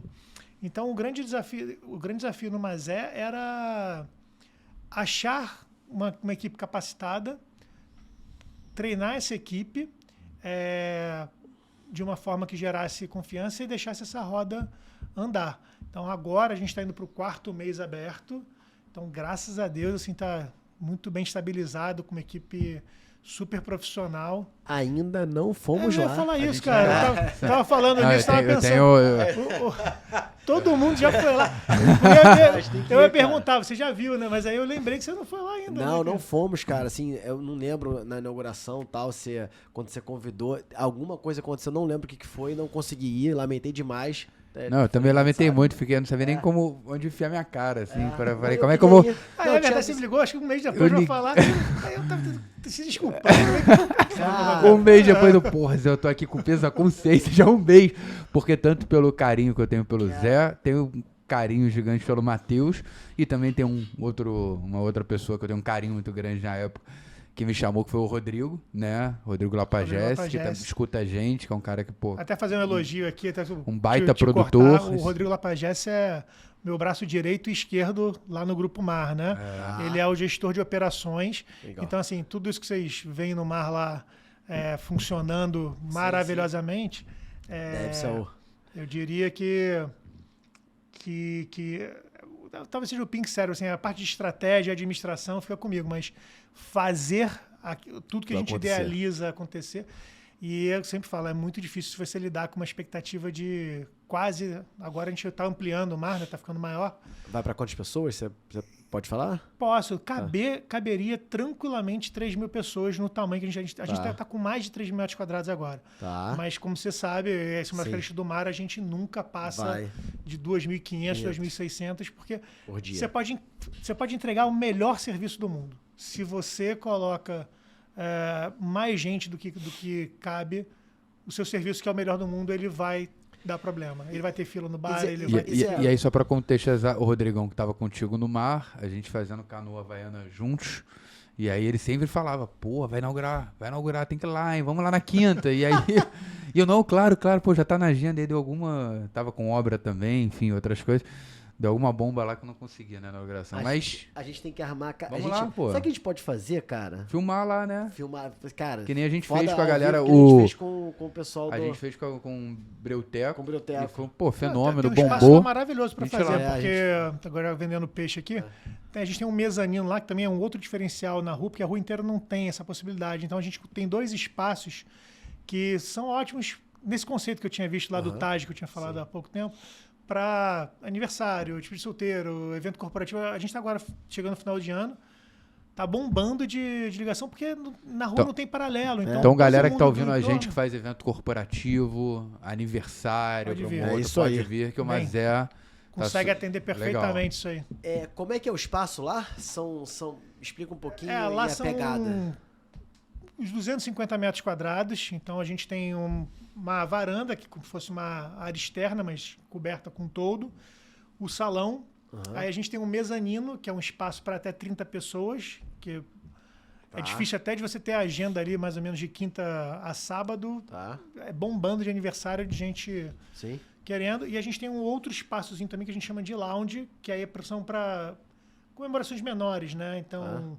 Até 16 pessoas, então tem muita despedida de solteiro, encontro de empresa. Tem vários microambientes ali. Exatamente, e a nossa ideia... Um pouco da inspiração que você contou aqui, né? Exato, né?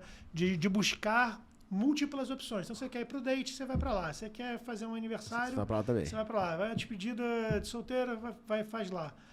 Então, são quantos lugares? Qual a capacidade? Sentados? Sentados, a gente acho que são, salvo engano, são 84 lugares. Pô, legal. É um número bacana. Ao mesmo tempo. E a pegada, você tem a mixologia legal, né? Os drinks bacanas. Sim, então a gente... fizeram um super trabalho lá de mixologia, um super né? trabalho. Assim, a gente fechou com a consultoria, tá até hoje, na verdade, uma consultoria contínua. Com o Rafael Matos, né? O Rafael Matos é um português que já assinou, enfim, incontáveis cartas aí. O Pato com Laranja, se eu não me engano. Ele trabalhou durante 7 anos como consultor oficial da Bacardi na América Latina. Então, assim, super experiente. E, cara, os drinks são realmente incríveis, assim. E aí, opções de cerveja, chopp... Então, esse foi um processo que a gente debateu muito e a gente focou em ser diferente da rua. Então, como o nosso foco é a coquetelaria... Se você olhar o benchmark ali, todo mundo é chopp, cara. Não tem chopp lá, tem cerveja. A gente tem long neck, né? Então, a gente só trabalha com long neck. Não tem como ter cerveja. Uma boa variedade, porque, né, não posso também obrigar todo mundo, que às vezes você quer ir com alguém que quer tomar um drink, mas você quer tomar cerveja. E o chopp também tem a gestão do chopp, né? Assim, você não tem muita saída, tem toda essa... Então, esse foi um dos motivos pelo qual a gente não colocou. Porque assim, ou a gente fazia uma coisa com muita qualidade, ou a gente não fazia. Como o foco não era esse, por mais que eu quisesse, não dá para dar qualidade em chopp, porque você precisa ter um alto giro. Então, se eu não estou fomentando isso, eu não vou conseguir dar a qualidade que eu quero. Porque não vai girar. Porque não vai girar.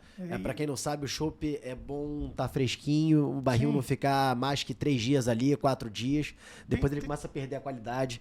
Tem vários, né? O próprio copo que você vai usar, a forma como você vai servir. Aí tem desperdício também. Mas o principal é esse, você tem que ter rotatividade para ter um chopp de qualidade o tempo todo.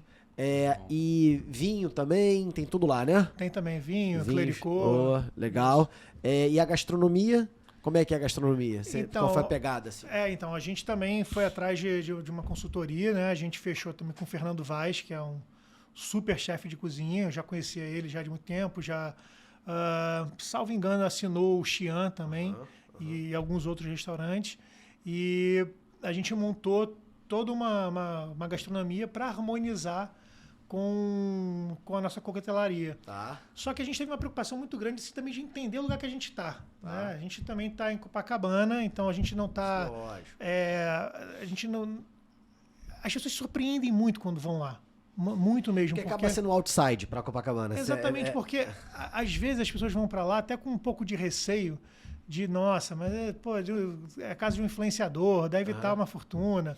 E elas surpreendem com a qualidade do que elas recebem, tanto na coquetelaria quanto na gastronomia, por um valor que é super justo para as características da região e especial para que a gente está oferecendo. Então, eu até hoje, né, nunca recebi nunca vi um comentário, uma mensagem, chega para mim de, nossa, mas isso aqui também, pô, tá uma fortuna, né? Nunca é uma pauta isso. Legal, para os clientes. Isso é muito bom, né? Tem 3 pratos lá que me chamaram a atenção. Tem um cachorro quente de polvo, não é isso? Achei interessante, legal. Isso tem alguns lugares que tem. Foi uma releitura que foi feita. E agora a gente tem uma opção também que são... Porque ele era muito grande, né? Então, às vezes... Então, a gente tem essa opção e tem a opção de 3 mini hambúrgueres de polvo. Então, você consegue estar em 2 pessoas. O homem come 2, a menina come 1. Tem o carbonara do Matheus. É uma releitura diferente um pouquinho? É um pouquinho diferente. Ele deve gostar muito de carbonara. O meu irmão tem essas coisas assim com comida, cara. Ele tem o momento de alguma coisa e ele fica viciado naquilo assim um tempão. Exaustão.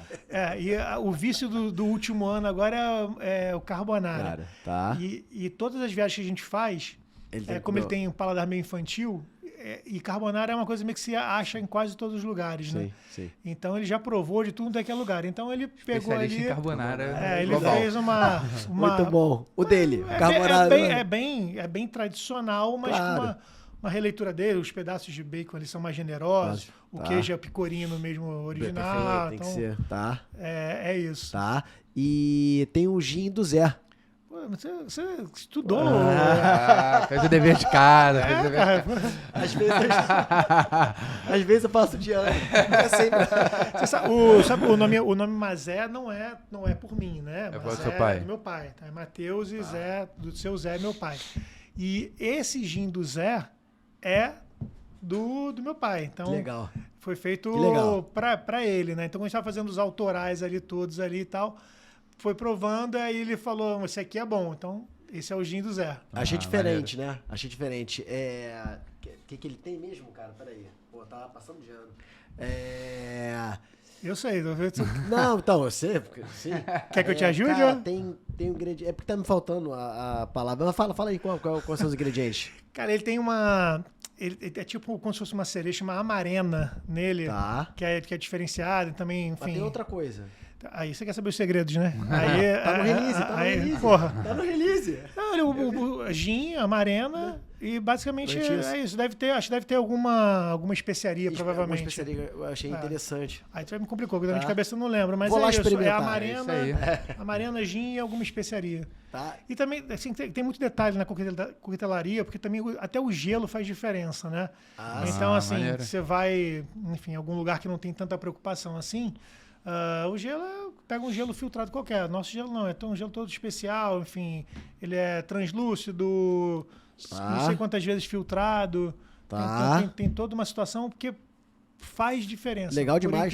Por incrível que pareça. Eu sou desse... acho que pequenos detalhes mudam o jogo. Pra tudo na vida. E na gastronomia é muito isso. Ponto, temperatura, essa história do gelo, a taça, o vinho, você tomar na taça, não tomar... A taça, você encher o copo, não faz diferença. Sim, lógico que faz. Tudo muda a experiência pra melhor, né? Quando você faz o dever de casa direitinho. Mas show de bola, cara. E uma última curiosidade, assim, Copacabana, bairro muito turístico, como é que tá, assim, essa relação público carioca, público turista? É uma coisa que vocês pensam, assim, também? Então, a gente fez uma primeira etapa, a gente focou muito na operação. Então, o que a gente planejou ali? Falou, deixa acontecer para vocês sem entenderem. Muita pressão. Vamos ver o que naturalmente vem pra gente. Tá, e o que aconteceu é que, assim, nosso público, ele é... heterogêneo. Como Copacabana é. Legal. Entendeu? Sim. É a cara de Copacabana. A gente tem um público mais novo, tem um público mais velho, tem turista. casal, tem muito turista nacional.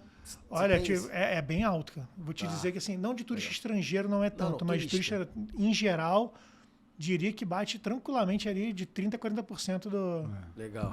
do que vai lá. Muita gente, em função, assim, os hotéis já estão indicando, E vai naturalmente. aumentar, e vai aumentar. A gente, com a história do dólar, vai aumentar. O dólar tá muito barato pro estrangeiro aqui. Sim. Aí eu acho que a gente deve ter um... A gente tá batendo recordes aí, então, né, de presença de estrangeira no Brasil.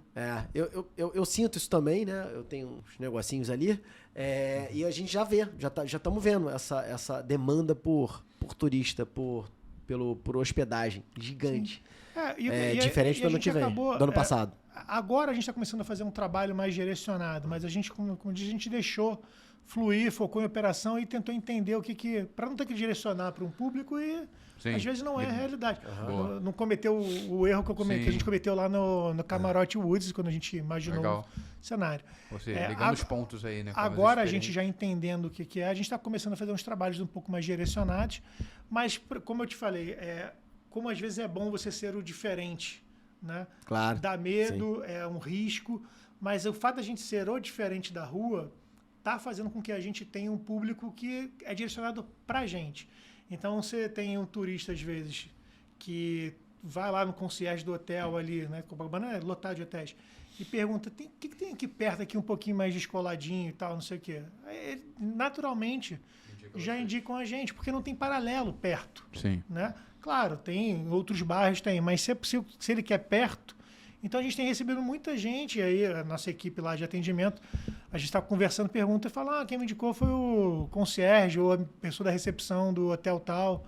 Então isso é um movimento muito bacana. Então a gente já entendendo isso, agora a gente está começando a direcionar alguns, entendendo com esse movimento de muito aniversário, aí já é um público mais carioca, de muita empresa que quer fazer encontro corporativozinho. Final de ano, empresa pequena, né? Às vezes, né? 20 pessoas, 30 pessoas, você resolve ali o problema da empresa. Exato. E faz sua festa final de ano. Cara, vamos lá. Rápido aqui. Bate-bola final, né? Quem você gostaria de ver aqui, no seu lugar? E depois, dica de um livro. Então, tem muita gente, né? Eu tenho um cara que, para mim, é o pai de todos. Muita gente já falou. Eu também já falei aqui na outra oportunidade que eu tive de estar aqui. É o Ricardo Amaral. Eu acho que isso aí vai ser sempre uma aula, né? O cara que tirou o mato, né? Para todo mundo. Sim. A gente tem que acelerar isso aí, hein, Elazinho? Precisamos, com certeza. Com certeza. Já rolou várias... O Bernardo já esteve aqui, foi muito rico. Ele é acessível, ele é bem acessível. Sim. Ele é mestre. Acho mestre, que né? houve também da nossa parte aqui uma vontade grande de, cara, vamos trazer um homem pra cá. Tá. Vamos lá sequestrar ele e botar ele... trazer o Roberto Carlos no mundo do entretenimento. Eu tenho que ficar em um só ou posso fazer uma lista aqui? Não, pode falar. Não, pode. Então, eu acho que seria interessante também trazer a Camila Fialho. Também, porque eu acho... É muito difícil, né, cara? Assim, você ser mulher e ter essa voz tão ativa, assim, né, cara? Uma sociedade muito machista, e eu acho ela, cara, uma guerreira, assim, e com uma capacidade, um conhecimento, e se reinventar, e já teve, né, diversos obstáculos, assim. Camila Fialho, pra quem não conhece, foi empresária da Anitta, da Lecha, do Sapão, do Naldo, né? E passou por desafios grandes, né? Assim, com a Anitta, principalmente. Passou né? muitos uma história desafios. pública aí que todo mundo sabe. E deu uma super volta por cima, são amigas hoje. Sim. Super, né? Sim. Então, acho que ela seria também muito enriquecedora aqui, assim, pra gente entender um pouco da história. Acho também que a gente indo para essa vertente dos influenciadores, vou deixar o convite aqui. O meu irmão, eu acho que seria também com certeza. Muito bom, porque o mundo do entretenimento, ele cruza sem dúvida, com esse lugar dos influenciadores, especialmente com... Não, inclusive, a gente já chamou influenciador aqui, muito legal. porque cruza total, né? Porque na minha época, os sites... de tudo, cara. Foi o Diego Diego Soares, de Dicas do Rio? Dicas do Rio, veio aqui. Então, super legal. E faz diferença, na verdade, né? Na minha época, quando os sites de noite dominavam essa fase boa, você tinha um plano de mídia direcionado para esses sites e também rádio. Acho que isso também não muda tanto. Reduz, mas não muda. Agora, assim, hoje em dia, o público, ele é público de alguém. Ele é público de algum influenciador. Você precisa atingir... a gente tá com pouco tempo aqui. O nome do podcast, né? Meu negócio é diversão. A gente já sei que a gente tá com pouco tempo aqui. Eu vou tomar só mais um pouquinho, porque assim, tem um movimento que eu tô observando também no mercado, que não é muito bem explorado ainda pelos produtores de evento, que é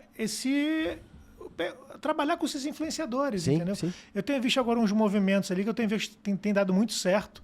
Quem tem feito aqui no Rio de Janeiro, o João Rodrigo, que é da Festa Modinha, Sim, claro. começou a usar alguns influenciadores e foi muito certeiro, porque ele é uma festa 35+, então ele pegou um nicho que conversava com isso. Então, se você sabe fazer esse paralelo ali, eu acho que é um caminho também assim, de comunicação que eu acho que os produtores do Rio de Janeiro ainda não aproveita um pouco.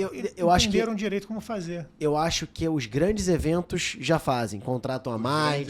Os grandes festivais, mas os do médio pro pequeno não. Souberam ainda. Verdade. Fica muito no micro-influencer ali, naquele amigo que tem 50 mil seguidores, 100 mil, aí dá uma cortesia e tal, mas não tem storytelling. Né? Não tem uma história ali a ser contada e bem produzida a ponto de gerar realmente resultado. Então, acho que falta mesmo esse Eu ficaria olhar. Então nesses 3 nomes aí. Ficaria com o pai de todos, Ricardo Amaral. Ficaria com a Camila Fialho e com o meu irmão. E eu sei que está correndo aí o livro Van der Walle, do Ricardo Amaral. Boa. Muito bom. Então fechamos.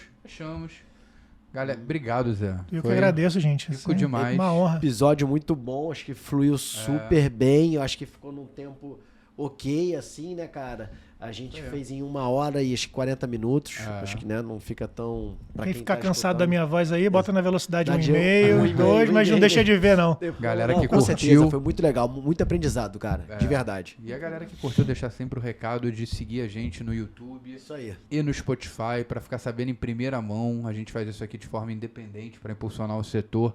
Manda nos grupos de WhatsApp, manda para aquele produtor que você conhece. A gente ficou sabendo essa semana, né? Um super produtor comentando com a gente que um outro super produtor, não vou citar nome porque não pediu autorização, mostrou para a empresa inteira e falou que um dos nossos episódios todo mundo tinha que escutar porque era uma aula, então a gente fica muito feliz. É conteúdo gratuito. Você seguindo a gente aí, compartilhando, ajuda a gente a manter isso aqui gratuito. Exato. A fazer isso aqui crescer. Então, divulguem aí que ajuda muito. E se não gostou, divulga também. Isso aí. Manda pro inimigo, entendeu? Tipo assim, ajuda no engajamento. Isso aí. Isso aí. TikTok, Instagram também, né, Melo? É isso aí. TikTok, Instagram. Estamos lá com os cortes, né? Tem muita gente que assiste o episódio. Não, assiste todos os episódios. É mesmo? Então, não, os cortes. Os cortes. A galera escute muito pelos cortes e tá valendo também. Tá valendo, né? E vai vir muita novidade por aí que a gente tá planejando. Então, aguardem. Cara, é legal também o conteúdo, né? A gente tá fazendo muito conteúdo agora escrito, inclusive dos próprios episódios. Então, você pode acessar lá o Meu Negócio é Diversão. Você vai no link da bio. www.meunegocioediversão.com.br. Entrando no ar. Muito conteúdo, muito artigo que a gente vai postar lá também. Exato. Então, acompanhem. Valeu. Show de bola. Valeu, galera. Valeu. Obrigado, Zé. Eu que agradeço. Valeu.